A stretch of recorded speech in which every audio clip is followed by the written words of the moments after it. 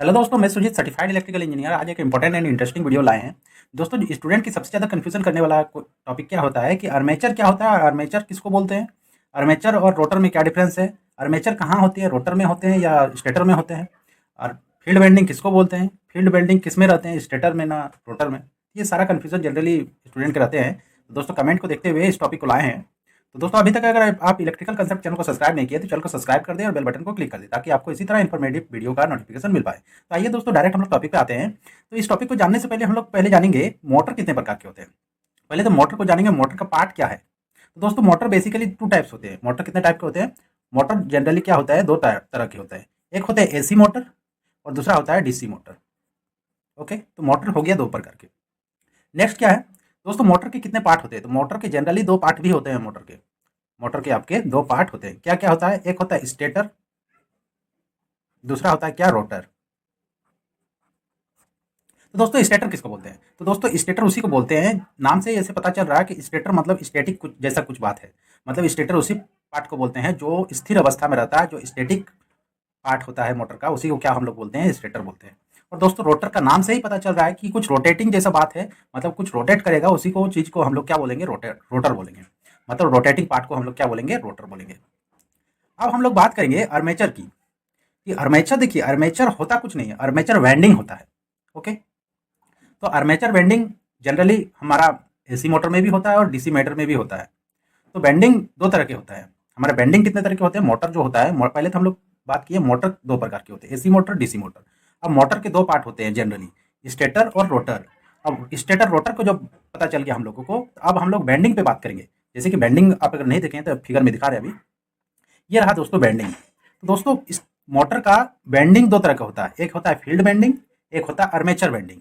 अब armature bending अगर पता चल जाएगा दोस्तों, तो फील्ड बेंडिंग किसको पता चल जाएगा, तो आप फिर इस दोनों को डिफ्रेंशिएट कर पाइएगा। तो सबसे पहले आर्मेचर बेंडिंग किसको बोलते हैं। तो दोस्तों, आर्मेचर बेंडिंग और फील्ड बेंडिंग दो तरह का होता है। बेंडिंग हमारा कितना तरह का होता है, दो तरह का, एक आर्मेचर बेंडिंग, एक फील्ड बेंडिंग। तो दोस्तों, आर्मेचर बेंडिंग किसको बोलते हैं और फील्ड बेंडिंग किसको बोलते हैं। क्या ये जो रोटर में आपका फिगर में देख पा रहे हैं बेंडिंग, ये क्या आर्मेचर बेंडिंग है या फील्ड बेंडिंग है।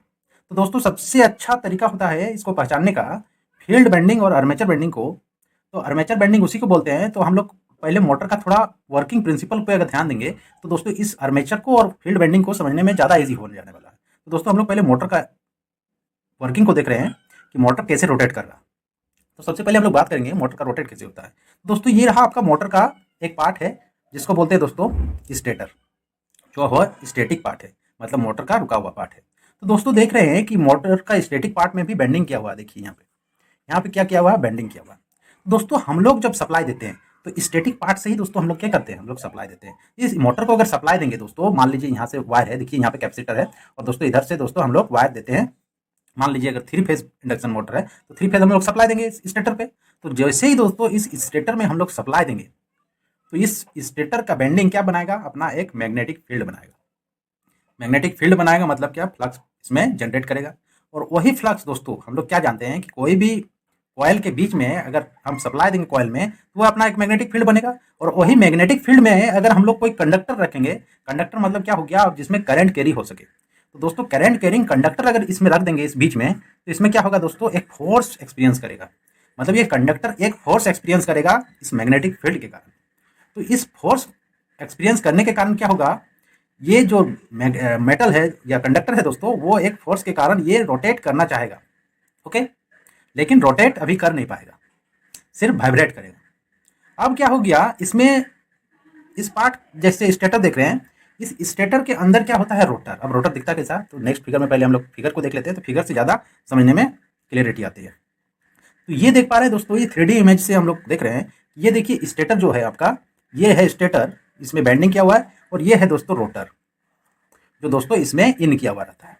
ओके, अब दोस्तों ये जब रोटर इसके अंदर रहता है, तब ये स्टेटर में जैसे हम लोग सप्लाई देते हैं, इलेक्ट्रिक करंट फ्लो होता है, ये बनाएगा अपना मैग्नेटिक फील्ड। और मैग्नेटिक फील्ड के बीच में कोई कंडक्टर रहेगा तो वो फोर्स एक्सपीरियंस करेगा। तो दोस्तों फोर्स एक्सपीरियंस करेगा। अब रोटर भी क्या है दोस्तों, रोटर भी एक कंडक्टर है, और रोटर में भी देखिएगा एक बेंडिंग किया हुआ रहता है।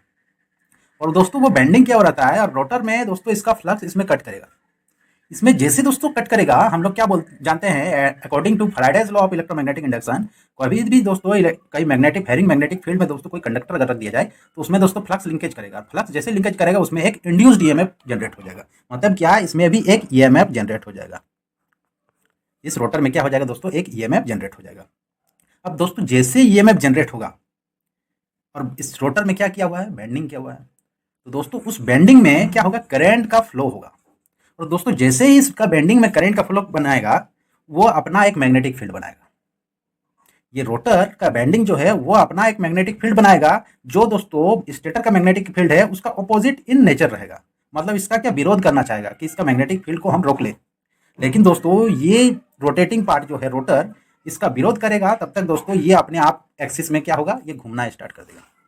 ये विरोध करेगा दोस्तों, विरोध नहीं कर पाएगा दोस्तों, इसका अपोजिट फोर्स लगाएगा और ये एक रोटेटिंग फोर्स में कन्वर्ट हो जाएगा दोस्तों। मोटर का रोटर आपका रोटेट करने लगेगा। तो ये रहा दोस्तों working principle of motor. Motor कैसे रोटेट कर रहा है ये तो आपको अभी समझ में आ गया।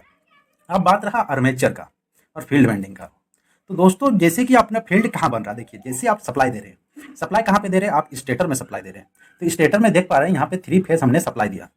तो वही 3 फेज दोस्तों सप्लाई देने के कारण क्या फील्ड कहाँ बन रहा। तो दोस्तों जैसे ही हम लोग सप्लाई दिए हैं, इस कॉयल में क्या बना, एक मैग्नेटिक फील्ड बना। तो दोस्तों यही जो मैग्नेटिक फील्ड बना, उसी को हम लोग क्या बोलते हैं, फील्ड बेंडिंग। इसी फील्ड बेंडिंग के कारण दोस्तों इसमें मैग्नेटिक फील्ड बनाया, इसीलिए इसको क्या हम लोग बोलते हैं, इसको फील्ड बेंडिंग बोलते हैं। मतलब जो दोस्तों आपका रुका हुआ पोर्शन था और जिसमें मैग्नेटिक फील्ड बना रहा, उसी को क्या बोलते हैं, फील्ड बेंडिंग बोलते हैं। ओके, अब ये कंसेप्ट आपको क्लियर हुआ कि जहाँ जो फील्ड बना रहा उसको हम लोग फील्ड बेंडिंग बोलते हैं। ओके, अब दोस्तों आर्मेचर किसको बोलते हैं, ये कंफ्यूजन होगा। तो दोस्तों आर्मेचर बेंडिंग उसी को बोलते हैं जिसमें ईएमएफ इंड्यूस्ड हो। कहीं भी दोस्तों कंफ्यूजन यहाँ नहीं रखना है कि हमारा आर्मेचर उसी को बोलेंगे जहाँ ईएमएफ इंड्यूस्ड होता है। तो दोस्तों ईएमएफ यहाँ कहाँ इंड्यूस्ड हो रहा, तो ईएमएफ दोस्तों इस रोटर में इंड्यूस्ड हो रहा। मतलब क्या, इस रोटर जो देख रहे हैं, इस रोटर का कॉयल में दोस्तों क्या हो रहा है, ईएमएफ इंड्यूस्ड हो रहा। मतलब हमने सप्लाई तो यहाँ दिया दोस्तों, सप्लाई हमने यहाँ दिया और ईएमएफ इंड्यूस्ड हुआ दोस्तों इस रोटर में। जो रोटर दोस्तों इससे कनेक्टेड भी नहीं है वायर से, लेकिन ईएमएफ यहाँ इंड्यूस्ड हो गया। तो दोस्तों जहाँ ईएमएफ इंड्यूस्ड होगा, जिस बेंडिंग में इंड्यूस्ड ईएमएफ होगा, उसी को क्या बोलेंगे हम लोग, आर्मेचर बोलेंगे। मतलब आर्मेचर का कंसेप्ट आपको क्लियर हो गया होगा यहाँ से कि आर्मेचर किसको बोलते हैं। मतलब जिसमें ईएमएफ इंड्यूस्ड हो वो आर्मेचर होता है, और जिसमें फील्ड बनाता है उसी को बोलते हैं हम लोग फील्ड बेंडिंग। तो आर्मेचर बेंडिंग और फील्ड बेंडिंग में आपको डिफ्रेंशिएट करने में ईजी हो गया। अब दोस्तों ये डिपेंड कर सकता है कि आर्मेचर आपका स्टेटर में रहे या रोटर में रहे। अब जहाँ ईएमएफ बने, मान लीजिए आपका जनरेटर है, तो दोस्तों जनरेटर का किसमें ईएमएफ बनता है, तो दोस्तों स्टेटर में बनता है, वहीं से हम लोग सप्लाई लेते हैं, तो वो हो गया आर्मेचर। सेम केस दोस्तों, जहाँ फील्ड बनेगा वहाँ फील्ड बोलेंगे हम लोग, फील्ड बेंडिंग, और जहाँ ईएमएफ जनरेट होगा वहाँ पर हम लोग आर्मेचर बोलेंगे। तो ये रहा दोस्तों इस वीडियो का सारांश, ये पूरा कंक्लूजन कि हमारा आर्मेचर किसको बोलते हैं और फील्ड बेंडिंग किसको बोलते हैं, आर्मेचर कहाँ रह सकता है, रोटर किसको बोलते हैं, रोटेटिंग पार्ट को रोटर बोलते हैं, स्टेटर किसको बोलते हैं, स्टैटिक पार्ट है। मतलब दिमाग में प्रेशर डालना ही नहीं है कैसे याद करना है, ये बिल्कुल ईजी है। रोटर मतलब रोटेटिंग पार्ट, स्टेटर मतलब स्टैटिक पार्ट, पूरा कंसेप्ट क्लियर है। तो दोस्तों इसी तरह आपको कंसेप्चुअल वीडियो चाहिए तो चैनल को सब्सक्राइब करिए और बेल बटन को क्लिक करिए, और दोस्तों ज़्यादा से ज़्यादा इस वीडियो को शेयर करिए ताकि हमको और मोटिवेशन मिल पाए और इसी तरह कंसेप्चुअल वीडियो ला पाए। तो दोस्तों इस वीडियो से पहले दोस्तों हमने कई टॉपिक, इंटरेस्टिंग टॉपिक को डिस्कस किया, जैसे इलेक्ट्रिसिटी जनरेशन हमारा 11 kV में ही क्यों करते हैं, फर्स्ट पॉइंट। सेकेंड पॉइंट दोस्तों, हमारा अर्थिंग में जो होता है कोल एंड सॉल्ट डाला जाता है, मतलब कोयला और नमक डाला जाता है, तो क्यों डाला जाता है, इससे क्या फायदा है, इसके बारे में हम लोग बताएं। 25 kV रेलवे में क्यों यूज़ किया जाता है दोस्तों, 25 kV एसी का रेलवे ट्रैक्शन जो हमारा रेल है, वहाँ दोस्तों उनको जो बिजली मिलता है वो 25 kV वोल्टेज, मतलब 25,000 वोल्ट का दोस्तों वहाँ रहता है। तो वो दोस्तों 25,000 क्यों यूज़ कर रहा है उसके बारे में हम लोग बताए हैं। और भी दोस्तों कई टॉपिक है, जैसे हमने न्यूट्रल की जगह अगर अर्थिंग कनेक्ट कर देंगे तो क्या इसमें फ़र्क पड़ेगा। तो इसी तरह दोस्तों इंपॉर्टेंट इंडियन इंटरेस्टिंग टॉपिक को कई हम लोग डिस्कस किया, तो उसको दोस्तों आप जाके देख सकते हैं और अपना कंसेप्ट बिल्डअप कर सकते हैं इस फील्ड में। दोस्तों अक्सर इंटरव्यू में इस तरह के क्वेश्चन पूछे जाते हैं, आर्मेचर किसको बोलते हैं, तो फील्ड बेंडिंग किसको बोलते हैं। तो दोस्तों इसमें जनरली कंफ्यूज हो जाते हैं और जवाब देने में दिक्कत हो जाता है। तो इसीलिए दोस्तों इन सब टॉपिक को हम लोग ने अच्छे तरह से क्लियर करने का कोशिश कर रहे हैं।